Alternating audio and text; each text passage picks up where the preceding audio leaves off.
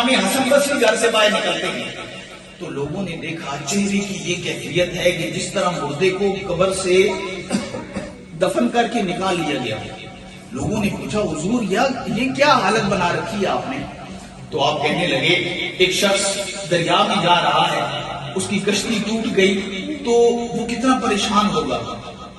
تو کہنے لگے زیادہ بات ہے, اس کو لازمی بات ہے, اس کو بڑی پریشانی اور ایک قیامت ٹوٹ پڑے گی. فرمایا اس سے بھی زیادہ پریشانی بھی میں ہوں.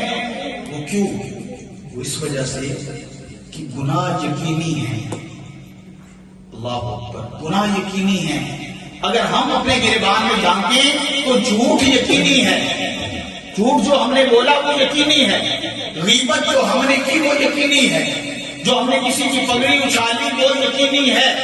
جو ہم نے تانا زنی کی وہ یقینی ہے. جو ہم نے زبان درازی کی, غلط زبان کا استعمال کیا وہ یقینی ہے. جو کانوں کی سماعت کا ہم نے غلط استعمال کیا وہ یقینی ہے. جو ہم نے لقمہ حرام کھایا یا کمایا وہ یقینی ہے. ہم نے لقمہ حرام کو پکڑا وہ گناہ یقینی ہے. ہم حرام کی طرف گئے وہ بھی یقینی ہے. یہ سارے گناہ یقینی ہیں. لیکن دوسری طرف فرمایا نیکیوں کا نہیں پتا, شاید میری عبادت قبول کر لی جائے یا میرے منہ پر بات دی جائے.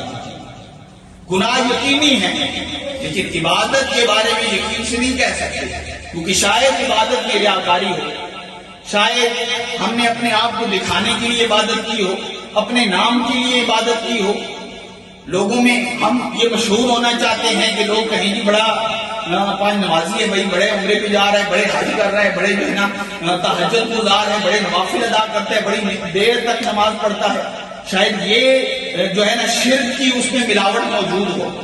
تو نیکی جو ہے اس میں ظن ہے لیکن گناہ جو ہے اس میں یقین ہے. تو آج یہ رات تجدید عہد کی رات ہے. اس میں ہم رب العزت سے نیا وعدہ کر سکتے ہیں کہ مولا جو ہم سے گناہ ہو چکے ان پر اپنی رحمت کا پانی پھیر دیں.